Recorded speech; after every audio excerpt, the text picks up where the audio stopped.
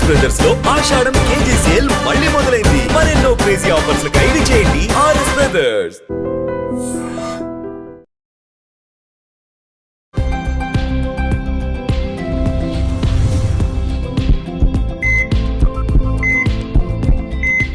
నమస్తే, welcome to healthy conversations with I dream. నేను మీ Jhansi. So ఈరోజు మనతో ఉన్నారు సృజన ప్రమోద్ గారు, ఇంటిగ్రేటెడ్ ఆంకాలజిస్ట్, అలాగే ఫంక్షనల్ మెడిసిన్ స్పెషలిస్ట్, అలాగే హోమియోపతి జనరల్ ఫిజిషియన్ కూడా. సో మ్యామ్ని అడిగి, ఇప్పుడు చిన్న పిల్లల్లోనే చాలామందికి షుగర్ వస్తుంది, దీని గురించిన కొంత ఇన్ఫర్మేషన్ని, చాలా ఇంపార్టెంట్ విషయాన్ని మాట్లాడదాము. స్కిప్ చేయకుండా చూడండి. నమస్తే అండి. నమస్తే అండి. సో అంటే ఇప్పుడు పెద్దవాళ్ళలో ఎలా అయితే షుగర్స్ వస్తున్నాయో ఈక్వల్ అని చెప్పలేం, కానీ ఈ మధ్య పిల్లల్లో కూడా అంతే రేషియోలో షుగర్స్ వస్తున్నాయి. ఇందులో పేరెంట్స్ చేసే మిస్టేక్స్ ఏమైనా ఉంటాయా? కొంతమంది తెలియక కూడా చేస్తూ ఉంటారు. పిల్లలకి షుగర్ వచ్చాక చాలా పడుతూ ఉంటారు, అయ్యో మాకు ముందే తెలుసుంటే జాగ్రత్త పడేవాళ్ళం కదని. అలాంటి వాళ్ళందరికీ మీరు ఇచ్చే సజెషన్ ఏంటి? చైల్డ్ డయాబెటీస్ ఈ మధ్య కొంచెం ఎక్కువైందని చెప్పాలి. ఎక్కువ లేకపోయినా అట్లీస్ట్ ముందు కంటే ఇప్పుడు కొంచెం పెరిగింది. ఫస్ట్ థింగ్ ఏంటంటే మేబీ జెనెటిక్ మేకప్, అంటే తండ్రి పేరెంట్స్లో, గ్రాండ్ పేరెంట్స్లో స్ట్రాంగ్ డయాబెటిక్ జీన్ ఉన్నప్పుడు కూడా పిల్లలలో, చిన్న పిల్లలు కూడా, ఇద్దరు మదర్ అండ్ ఫాదర్కి ఇద్దరికి, లేదా వాళ్ళ పేరెంట్స్కి ఉన్నప్పుడు, అండ్ తర్వాత అండ్ మేబీ హార్మోనల్ ట్రీట్మెంట్స్, వాళ్ళు ఇన్ఫర్టిలిటీ ఉండి పిల్లల కోసం వాళ్ళు తీసుకునే హార్మోనల్ ట్రీట్మెంట్స్ వల్ల కూడా పిల్లలకి జెనెటిక్ డిజార్డర్స్ వచ్చే అవకాశం, అంటే లైక్ వాట్ ఎవర్, అంటే జెనెటిక్ మ్యూటేషన్స్లో కొంతమందికి ADHD, ఆటిజం వస్తుంది, కొంతమందికి డయాబెటీస్, అట్లా కొన్ని కాజ్, కొంతమందికి థైరాయిడ్ వస్తుంది. So one of the reason అది కూడా ఉండొచ్చు. అండ్ సెకండ్ థింగ్, పుట్టేటప్పుడు ఏం ప్రాబ్లం లేదు, యాక్చువల్గా నార్మల్ చైల్డ్. బట్ వాళ్ళు పెరిగేటప్పుడు ఇది మంచిదని all packed food, container food పెట్టడం. So that also leads later స్టేజెస్లో, అంటే at very young age, so they may get diabetes. అది కూడా మనం జాగ్రత్త పడాలి. So and too much of junk food, too much of packed foods, and too much of plastic contamination, plastic బాక్సెస్లో పెట్టడము, ఇవన్నీ జాగ్రత్తలు తీసుకోవాలి. అంటే డయాబెటీస్ అనే కాదు, ఇవన్నీ వేరే రకమైన ప్రాబ్లమ్స్ కూడా తీసుకురావచ్చు. ఇఫ్ దే హ్యావ్ వాళ్ళకు డయాబెటిక్ టెండెన్సీ లేదు, అంటే పేరెంట్స్ ఫెమిలియల్ టెండెన్సీ లేదు, వాళ్ళకి ఏం కాదు, రెసిస్ట్ చేస్తుంది వాళ్ళ జీన్, అంటే వాళ్ళ ఇమ్యూనిటీ రెసిస్ట్ చేస్తుంది. ఆల్రెడీ ఫ్యామిలీ టెండెన్సీ చాలా బాగుంది వాళ్ళ జీన్లో, ఈ చిన్న చేంజెస్ కూడా ట్రిగ్గర్ చేసేస్తాయి అనమాట. సో అట్లాంటప్పుడు మనం జాగ్రత్తగా ఉండాలి. ఇప్పుడు ప్లాస్టిక్ యూస్ చేస్తే ఎట్లా షుగర్ వస్తుంది? ప్యాకెట్ ఫుడ్ తింటే ఎట్లా షుగర్ వస్తుంది? ప్లాస్టిక్ ఫుడ్ వచ్చేసి కంటామినేషన్, ఆ కంటామినేషన్ వల్ల కూడా పొల్యూషన్ లోపల any mutation can happen. So mutation అట్లా డయాబెటీస్ రావచ్చు. So it's not like direct relationship with the plastic and diabetes, కాకపోతే మేబీ ఇండైరెక్ట్ రిలేషన్షిప్ ఉండొచ్చు. And packed foods, especially packed ఫుడ్స్లో ఏం జరుగుతుందంటే లాట్ ఆఫ్ షుగర్స్, ప్రిజర్వేటివ్స్ ఉంటాయి. అంటే తినాలి అని అంటే అలా షుగర్ కానీ సాల్ట్ కానీ ఎక్కువ మోతాదులో ఉండాలి. అవసరమైన దానికంటే ఎక్కువ మోతాదులో ఉంటే ఎక్కువ రోజులు ప్రిజర్వ్ అవుతాయి, ప్లస్ టేస్టీగా ట్యాంగీగా ఉంటుంది కాబట్టి తినాలని ట్రై చేస్తారు. సో దట్ ఆల్సో అది కార్బోహైడ్రేటే, that doesn't carry any calorie, అంటే దానికి ఏమి న్యూట్రిషన్ వాల్యూ ఉండదు, ఓన్లీ క్యాలరీస్ ఉంటాయి దాంట్లో. పిల్లలు lot of chips, oxidised food, అది ఆక్సిడైజ్డ్ ఫ్యాట్. సో ఈజీగా they end up with so many calories. And అప్పట్లాగా ఇప్పుడు పిల్లలకి యాక్టివిటీస్ లేవు, తక్కువ యాక్టివిటీస్, జీరో అని చెప్పను కానీ బట్ లెస్ యాక్టివిటీస్. అప్పుడు ఏదో 10th క్లాస్ లేకపోతే ఇంటర్మీడియట్, బీటెక్, డిగ్రీ వెళ్ళిన తర్వాత ఆటలు ఆడడం మానేసేవాళ్ళు. ఇప్పుడు వాళ్ళకి ఫ్రమ్ LKG, UKG నుంచే మొత్తం తక్కువ. సో ఇండోర్ గేమ్స్ ఉంటున్నాయి. అండ్ మనం అనడం లేదు, పిల్లలు తప్పు కూడా కాదు, because parents doesn't have any time to take out, వాళ్ళకు లేదు. So that's the reason also పిల్లలకి సెడెంటరీ లైఫ్ స్టైల్ అలవాటు అయిపోవటము, స్కూల్స్ కూడా కంపోజ్డ్ స్కూల్స్ ఉండటము, తక్కువ స్పేస్ స్కూల్స్ ఉండటము, అంటే no playgrounds, proper play areas లేకపోవటము. సో అది కూడా ఒక రీజన్. ఇవన్నీ కూడా అంటే డయాబెటీస్ అనేది ఒక రీజన్తో దీంతోనే వస్తుంది అని అనడానికి లేదు. ఎనీ క్రానిక్ డిసీజ్ అన్నీ కూడా there are so many reasons behind it. వీటన్నిటి వల్ల అవసరం. ఒకటి ఇది ఇష్టము అని చెప్పాడు బాబు, నాకు చాక్లెట్స్ ఇష్టము అని, ఇంకా ఇష్టం కాబట్టి ఫ్రీక్వెంట్గా అది ఇవ్వటం తప్పు. ఇష్టమైనా సరే లిమిట్స్లో ఇవ్వాలి. So always in limits is good. So అన్ని ఫుడ్స్ పెట్టాలి, అన్ని ఫుడ్ తింటూ ఇది కూడా తినాలి. నువ్వు నీకు ఇష్టం కాబట్టి ఇది తిను, అంతేగాని ఇష్టం కాబట్టి అదే ఫుడ్. ఫర్ ఎగ్జాంపుల్ నాకు ఇడ్లీ ఇష్టం, ఇడ్లీ నేను because hill B lack of nutrients, hill go with lack of nutrients, right?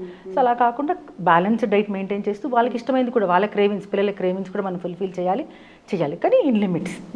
Okay.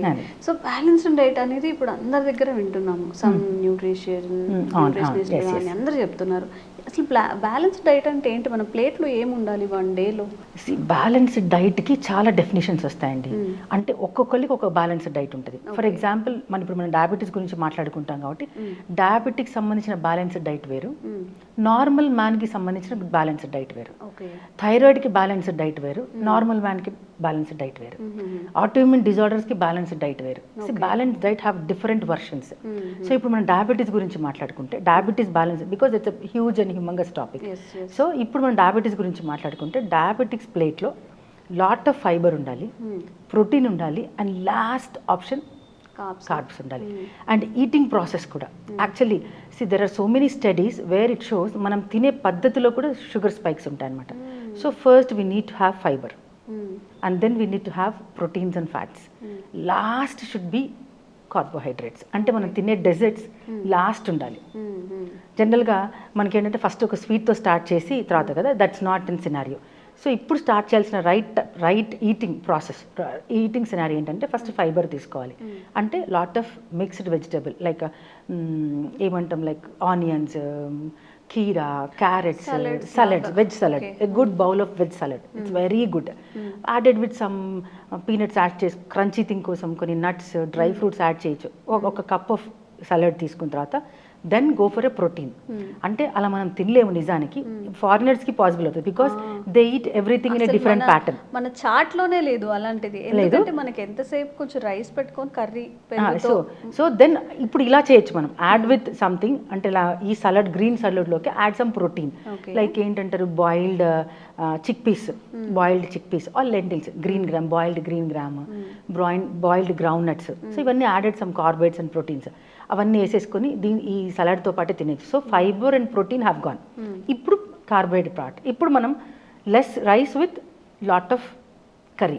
అంటే అది వెజిటబుల్ కర్రీ కావచ్చు, green leafy vegetables, normal vegetables, non veg ఏదైనా సరే కర్రీ అమౌంట్ ఎక్కువ. కర్రీ అమౌంట్ అంటే గ్రేవీ అని నా ఉద్దేశం కాదు, క్వాంటిటీ. ఇప్పుడు ఫర్ ఎగ్జాంపుల్ మునక్కాయ కూర, ఎక్కువ మునక్కాయలు తీసుకోవాలి. నాన్ వెజ్ తీసుకున్నాం, ఎక్కువ నాన్ వెజ్ తీసుకోవాలి. గ్రేవీతో కాదు, ప్రాపర్ కంటెంట్ ఎక్కువ ఉండాలి. అండ్ లెస్ కంపారిటివ్గా కొంచెం లెస్ రైస్ తీసుకోవాలి. And end up with butter milk, that is very good for digestion. Butter మిల్క్తో ఎండ్ చేయటం. ఇప్పుడు రైస్ పార్ట్కి వస్తే రైస్ కూడా మనం సౌత్ ఇండియన్స్ ఆర్ వెరీ, అంటే కొంతమంది చెప్తారు అసలు రైస్ తినకపోతే నాకు భోజనం చేసినట్టు కూడా ఉండదండి. That's very true because even I'm a south Indian. అప్పుడు ఏం చేయాలి, రైస్ని మనం గంజి వార్చుకోవాలి. గంజి వార్చుకోవటం వల్ల 50% ఆఫ్ దర్ గ్లైసెమిక్ ఇండెక్స్ తగ్గిపోతుంది. అండ్ దెన్ ఏం జరుగుతుంది, గంజి వార్చిన తర్వాత add some ghee to it.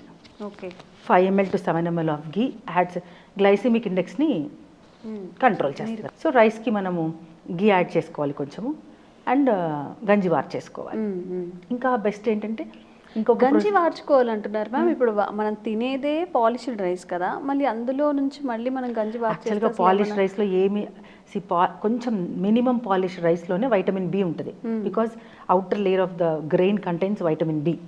So already మనం పాలిష్ తీసుకుంటున్నాం, ఇంకా దాంట్లో ఏం లేదు. మీరు గంజి వార్చకపోయినా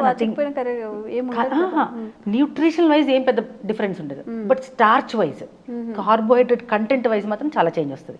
గంజి వార్చేస్తే 50% దాని కంటెంట్ తగ్గిపోయినట్టు. ఓకే, అయితే నిజంగా హెల్తీయా? ఇట్లానే తినాలా మనం, గంజి వార్చుకొని తినాలా ఏ రైస్ అయినా కూడా?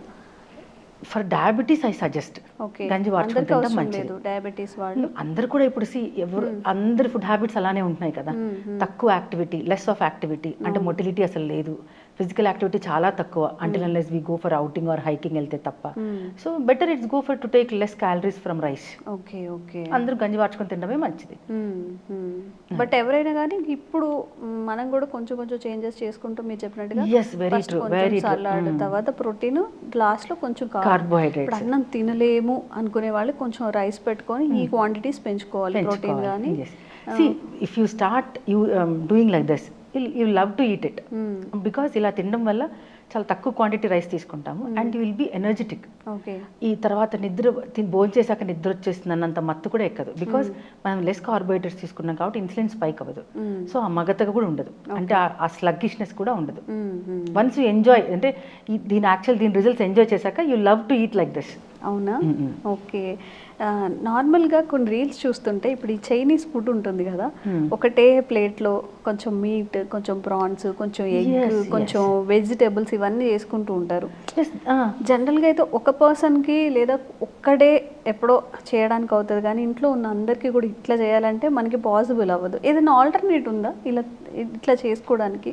అంటే ఒక కంప్లీట్ మీల్, కార్బ్స్, ప్రోటీన్, ఇవన్నీ దట్స్ వాట్ ఐఎమ్ సేయింగ్. ఇప్పుడు మనం చెప్పాక ఇప్పుడు మనం రైతా పెట్టేసుకోవటము అండ్ ఖచ్చితంగా ఎవ్రీడే ఒక ప్రోటీన్, ఐదర్ రాజ్మా తీసుకోవచ్చు, green gram, boiled green gram తీసుకోవచ్చు, శనగలు తీసుకోవచ్చు, ఇవన్నీ కూడా ప్రోటీన్స్, ప్లాంట్ ప్రోటీన్ ఇదంతా.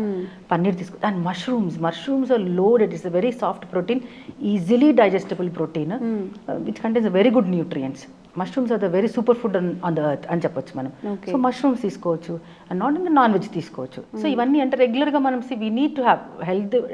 ఎక్కడో డబ్బులు సాఫ్ట్ ఫుడ్స్కి, తర్వాత సాఫ్ట్ డ్రింక్స్కి పెట్టే మనీని మనం ఇక్కడ we need to have this అన్నీ పెట్టేసుకొని then it's all about portion control లాగా ఇవన్నీ పెట్టేసుకొని తింటే you can have it. Tummy ఫుల్గా కూడా ఉంటుంది. అవి కొంచెం తిన్నాను. టమ్మీ ఫుల్ ఉంటుంది. The best thing is will have good energy with less heaviness అనమాట. అంటే ఎనర్జీ లెవెల్స్ చాలా బాగుంటాయి, ఈజీగా ఉంటారు, లైట్ వెయిట్ అనిపిస్తుంది అనమాట. ఓకే. సో ఈ టిప్స్ అనేవి పాటించండి. పేరెంట్స్ అయినా కానీ సమ్ షుగర్ పిల్లల్లో వస్తుందేమో అని డౌట్ వచ్చినా కానీ ఇట్లా ఒక మంచి కంప్లీట్ డైట్ని వాళ్ళకి ఇవ్వండి. కొన్ని రోజులు ఇచ్చిన తర్వాత మేబీ వీళ్ళని కూడా మనం రివర్స్ చేసుకోవడం అవుతుందమ్మా పిల్లల్లో. టైప్ 1 డయాబెటీస్ కొంచెం టఫ్, కాకపోతే వీ కెన్ మెయింటైన్ మ్యాక్సిమం వాళ్ళకి మనం బెనిఫిట్ ఇవ్వచ్చు అనమాట. ఇట్స్ నాట్ లైక్ కంప్లీట్లీ చాలా ఇన్సులిన్ లెవెల్స్ వరకు వెళ్ళకుండా తక్కువ ఇన్సులిన్ లెవెల్స్ వరకు మనం కంట్రోల్ చేయొచ్చు. ఓకే. సో ఇదన్నమాట. అంటే మంచిగా తినండి, హెల్తీగా తినండి, వీలైతే కొంచెం ఎక్సర్సైజ్ కూడా చేయండి, టైంకి పడుకోండి. ఇవన్నీ కూడా ఇంక్లూడ్ చేసుకుంటే you are in safe zone. Thank you ma'am. Thank you so much అండి. Sir, one life lesson what medicine has taught you. Whatever you can do without expecting. But I really believe మన positive attitude ఉంటేనే మనం ఏదైనా సాధించగలం. గట్ని మనం కరెక్ట్గా deal చేసినట్లయితే అది మనకి పాజిటివ్ హార్మోన్స్ని రిలీజ్ చేస్తుంది. షుగర్ వచ్చిన వాళ్ళ పరిస్థితి ఏంటి? పొట్ట దగ్గర పెరిగితే దాన్ని ఆండ్రాయిడ్ అంటారు, ఆండ్రాయిడ్ ఫోన్ కదా. అసలు థాట్స్ ఎందుకు వస్తాయి? బ్రెయిన్ డెడ్ అంటే దానికి ప్రపంచం అంతా కూడా కొన్ని నిర్దిష్టమైనటువంటి లక్షణాలు ఉంటాయి. మానసికంగా ధైర్యంగా ఉంటే క్యాన్సర్ జయించవచ్చు. You are a doctor for a cause sir, అంతే. వాళ్ళకి వచ్చిన ఆదాయం కాకుండా ఫ్రీ సర్వీస్ ఎంతమందికో చేస్తారు.